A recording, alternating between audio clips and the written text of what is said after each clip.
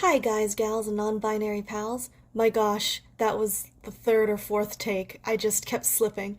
Anyway, um, today I am going to show off my bunny-themed outfit. They're pajamas, but I want to be comfortable, so... oh no, a gray hair. And, blast from the past, look at my happy bunny pants. Um, I actually got these back when I was, I think late high school or even college, and they still fit. They've survived over a decade, which just goes to show how many pajamas I have and the fact that I was able to switch them out and keep them in good condition. Anyway, what can I say? Comfort is the best, and I almost always wear pajamas at home, 'cause I'm gonna relax once I'm home. Home means pajamas. Anyway, we are going on to part 2 of chapter 12. So, without further ado, here we go. The stranger had an unusual smell, but it was certainly not unpleasant. It gave Hazel an impression of good feeding, of health, and of a certain indolence, as though the other came from some rich, prosperous country where he himself had never been. He had the air of an aristocrat, and as he turned to gaze at Blackberry from his great brown eyes, Hazel began to see himself as a ragged wanderer, a leader of a gang of vagabonds. He had not meant to be the first to speak, but something in the other's silence compelled him. "We've come over the heather," he said. The other rabbit made no reply, but his look was not that of an enemy. His demeanor had a kind of melancholy, which was perplexing. "Do you live here?" asked Hazel, after a pause. "Yes," replied the other rabbit, and then added, "We saw you come." "We mean to live here too," said Hazel firmly. The other rabbit showed no concern. He paused and then answered, "Why not? We supposed you would. But I don't think there are enough of you, are there, to live very comfortably on your own?" Hazel felt puzzled. Apparently the stranger was not worried by the news that they meant to stay. How big was his warren? Where was it? How many rabbits were concealed in the copse and watching them now? Were they likely to be attacked? The stranger's manner told nothing. He seemed attached, almost bored, but perfectly friendly.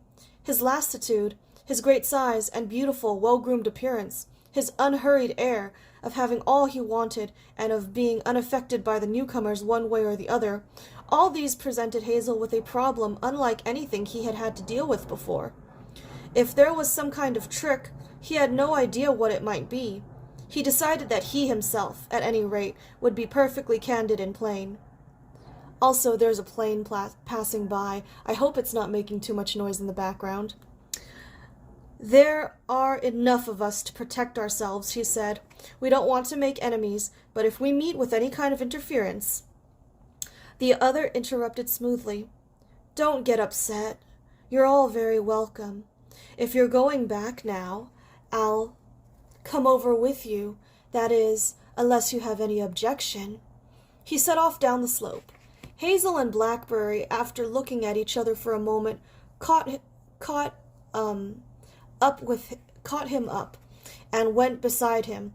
He moved easily, without haste, and showed less caution than they in crossing the field. Hazel felt more mystified than ever. The other rabbit evidently had no fear that they might set upon him, frere to one, and kill him. He was ready to go alone among a crowd of suspicious strangers, but what he stood to gain from this risk was impossible to guess. Perhaps, thought Hazel, wiry, teeth and claws would make no impression on that great firm body and shining pelt. When they reached the ditch, all the other rabbits were squatting together, watching their approach. Hazel stopped in front of them, but did not know what to say. If the stranger had not been there, he would have given them an account of what had happened. If Blackberry and he had driven the stranger across the field by force, he could have handed him over for safekeeping to Bigwig or Silver. But to have him sitting beside him, looking his followers over in silence, and courteously waiting for someone to speak first, this was a situation beyond Hazel's experience. It was Bigwig, straightforward and blunt as always, who broke the tension. "Who is this, Hazel?" he said. "Why has he come back with you?" "I don't know," answered Hazel, trying to look frank and feeling foolish. "He came of his own accord." "Well, we'd better ask him, then," said Bigwig, with something like a sneer. He came close to the stranger and sniffed, as Hazel had done. He, too, was evidently affected by the peculiar smell of prosperity, for he paused as though in uncertainty. Then, with a rough, abrupt air, he said, "Who are you, and what do you want?" "My name is Cowslip," said the other. "I don't want anything. I hear you've come a long way." "Perhaps we have," said Bigwig. "We know how to defend ourselves, too." "I'm sure you do," said Cowslip, looking round at the mud-stained, bedraggled rabbits with an air of being too polite to comment. "But it can be hard to defend oneself against the weather. There's going to be rain, and I don't think your scrapes are finished."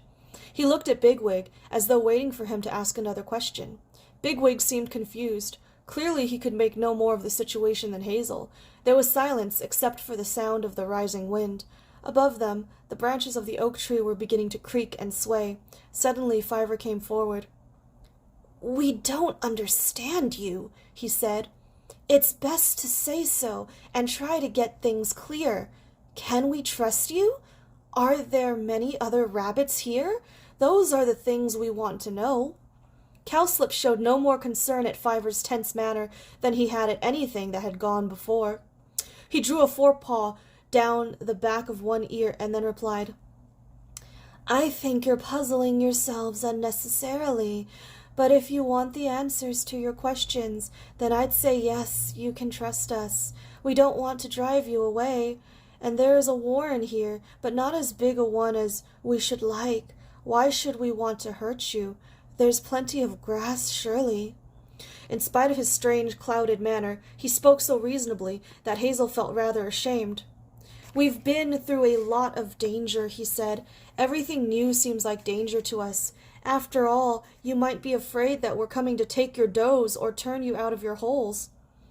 Cowslip listened gravely, then he answered, "Well, as to holes, that was something I thought I might mention. These scrapes aren't very deep or comfortable, are they?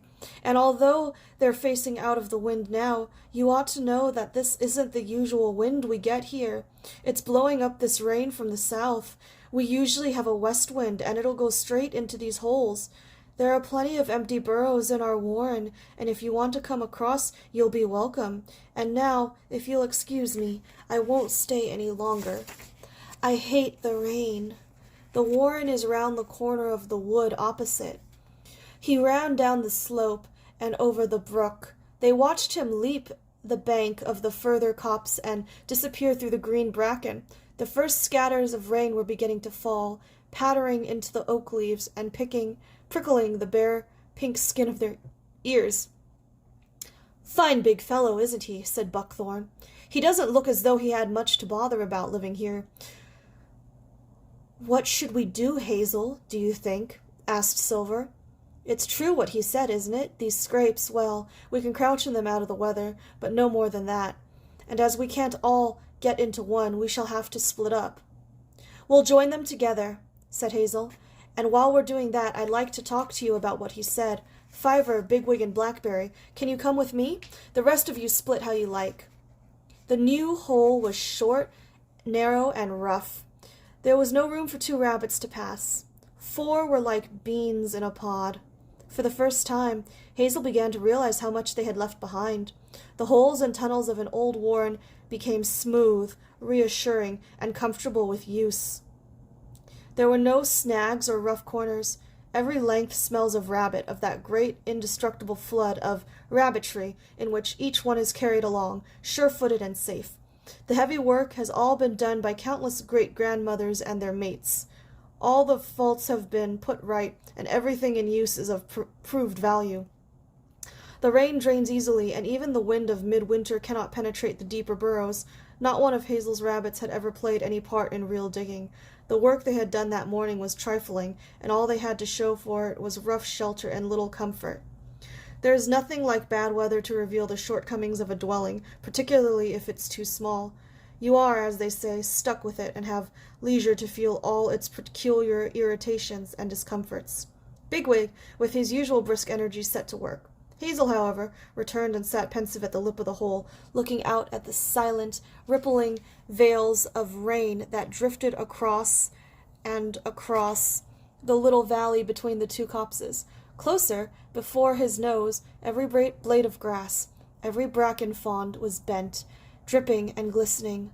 The smell of last year's oak trees filled the air. It had turned chilly. Across the field, the bloom of the cherry tree under which they had sat that morning hung sodden and spoiled.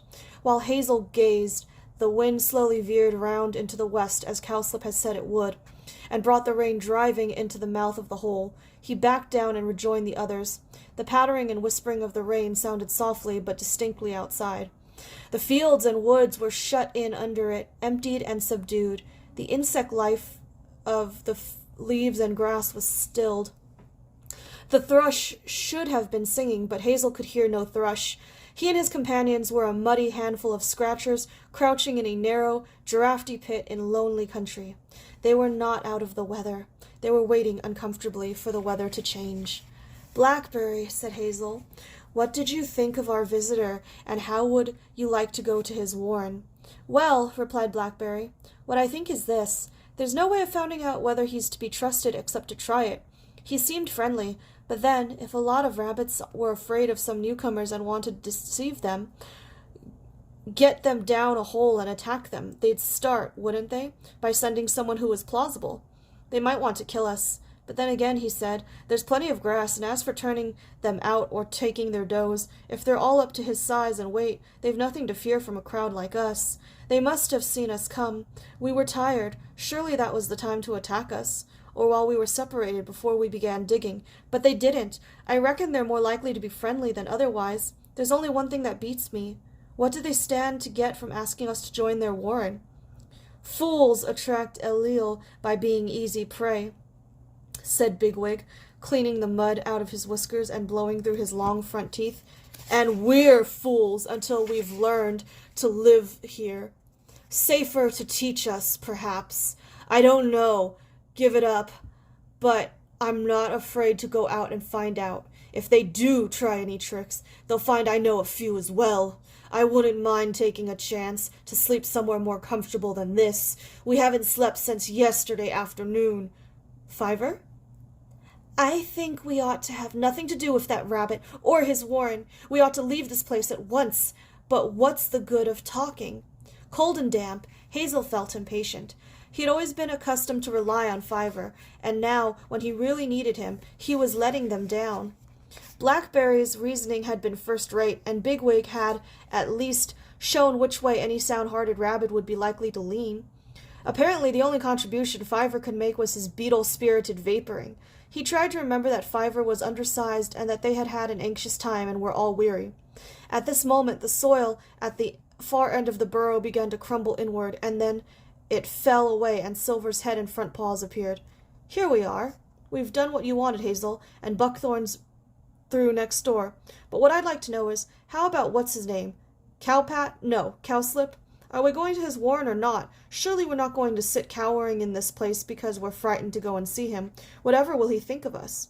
"I'll tell you," said Dandelion from over his shoulder. "If he's not honest, he'll know we're afraid to come, and if he is, he'll think we're suspicious, cowardly skulkers. If we're going to live in these fields, we'll have to get on terms with his lot sooner or later, and it goes against the grain to hang about and admit we daren't visit them." "I don't know how many of them there are," said Silver, "but we're quite a crowd. Anyhow, I hate the idea of just keeping away. How long have rabbits been Elil? Old Cowslip wasn't afraid to come into the middle of us, was he?"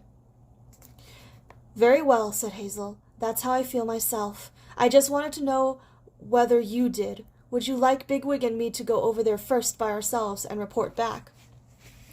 "No," said Silver. "Let's all go. If we're going at all, for frith's sake, let's do it as though we aren't afraid. What do you say, Dandelion?" "I think you're right." "Then we'll go now," said Hazel. "Get the others and follow me." Outside, in the thickening light of the late afternoon, with the rain trickling into his eyes and under his skirt, he watched them as they joined him. Blackberry, alert and intelligent, looking first up and then down the ditch before he crossed it. Bigwig, cheerful at the prospect of action. The steady, reliable Silver. Dandelion, the dashing storyteller, so eager to be off that he jumped the ditch and ran a little way into the field before stopping to wait for the rest. Buckthorn, perhaps the most sensible and staunch of them all. Pipkin, who looked around for Hazel, and then came over to wait beside him. Acorn, Hawkbit, and Speedwell, decent enough rank and filers as long as they were not pushed beyond their limits. Last of all came Fiver, dejected and reluctant as a sparrow in the frost. As Hazel turned from the hole, the clouds in the west broke slightly, and there was a sudden dazzle of watery, pale gold light. "Oh, Elahuera," thought Hazel, "these are rabbits we're going to meet. You know them as well as you know us. Let it be the right thing that I'm doing." "Now brace up, Fiver," he said aloud. "We're waiting for you and getting wetter every moment." A soaking bumblebee crawled over a thistle bloom, vibrated its wings for a few seconds, and then flew away down the field. Hazel followed, leaving a dark track behind him and over the silvered grass. All right, that's the end of this chapter. Thanks for listening, everyone. Bye!